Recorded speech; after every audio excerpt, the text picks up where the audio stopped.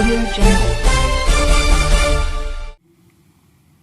संक्रमित महामारी के बीच लॉकडाउन में लगी पाबंदियों पर धीरे धीरे बंद से हटने के बाद जहां सामान्य जनजीवन पटरी पर लौटने की ओर अग्रसर है, तो वहीं अब भी कुछ उपक्रम ऐसे हैं जिनके शुरू होने को लेकर असमंजस की स्थिति बनी है और संबंधित उपक्रम संचालित करने वाले और सरकार में सेवा शुरू करने को लेकर आपसी गतिरोध होने से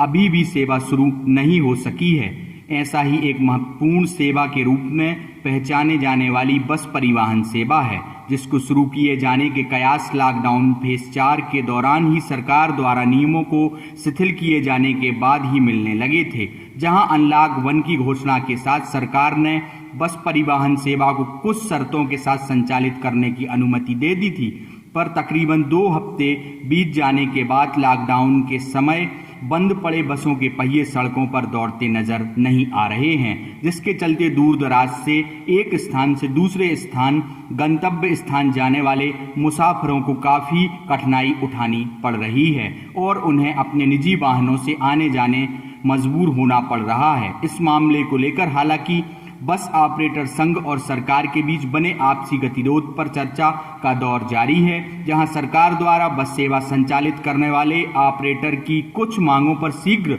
निराकरण का दावा भी किया जा रहा है। अभी सबसे बड़ी समस्या इस सेवा को शुरू करने को लेकर बनी है, वह है बस परिवहन के दौरान सीमित संख्या में बस यात्रियों को सफर करने की अनुमति, जिसे बस ऑपरेटर अव्यावहारिक मान रहे और अपने मुताबिक बस की कुल क्षमता के आधी संख्या में परिवहन सेवा शुरू करना संभव और यह घाटे का सौदा साबित होगा, जिसके चलते वह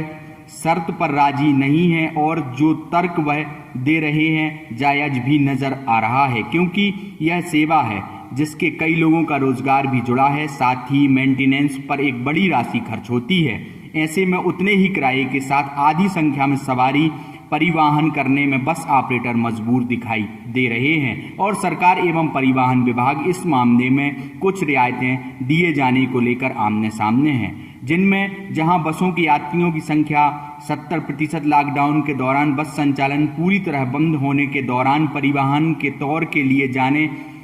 के टैक्स में छूट इनकी प्रमुख मांग है, जो पूरी होने पर यह बस ऑपरेटर बस सेवाएं पुनः देने पर सहमत दे रहे हैं। बहरहाल प्रदेश की सबसे महत्वपूर्ण लाइफलाइन कही जाने वाली यह सेवा अभी कुछ दिनों तक पटरी पर सुचारू रूप से दौड़ने की उम्मीद कम ही नजर आ रही है, क्योंकि प्रदेश जिस तेजी से संक्रमण का खतरा अपना दायरा बढ़ा रहा है, ऐसे हालातों में शायद सरकार और बस ऑपरेटर की मांगों पर सहमति बनती नजर नहीं आ रही है, जिसके चलते इस महत्वपूर्ण कड़ी के पहिए अभी भी जाम हैं, जिन्होंने हालातों में सुधार का इंतजार है, जिसके बाद यह सेवा फिर से यथावत लौटने की आस लगाई जा रही है।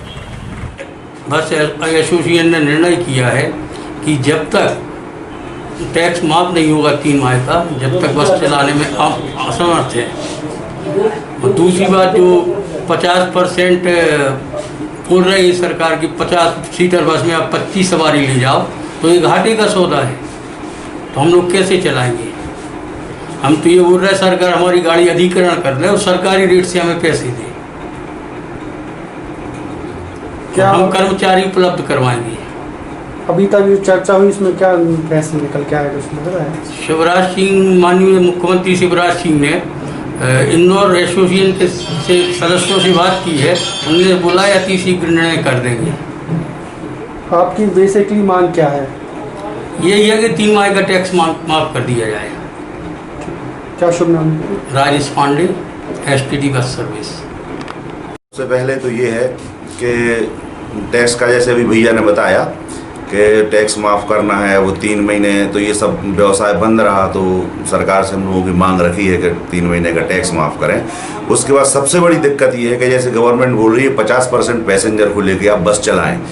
तो 50% पैसेंजर में गंतव्य से गंतव्य तक का तो कोई पैसेंजर मिलेगा नहीं। सपोज जैसे सागर से भोपाल जाते हैं तो 25 सवारी डायरेक्ट हमें सागर से भोपाल की नहीं मिलेंगी। अब हम गाड़ी यहाँ से बढ़ाएंगे, 5-10 सवारी सागर से भोपाल की होती हैं और बीच रास्ते में अगर कोई ज़्यादा लोग बैठ जाते हैं तो स्टाफ पर लड़ाई झगड़ा होगा, और नियम में वही है कि 25% चलाएं, अब ज़्यादा बैठ जाएंगे तो स्टाफ पर लड़ाई झगड़ा बढ़ेगा, तो वो तो संभव ही नहीं है कि हम 25% उसमें बस चलाएं 50% में। तो ये सारी बहुत सारी विसंगतियाँ इसमें हैं। अगर चलाएंगे तो विवादित स्थितियाँ बनेंगी। घाटा तो है ही बस ऑपरेटर को, टैक्स का,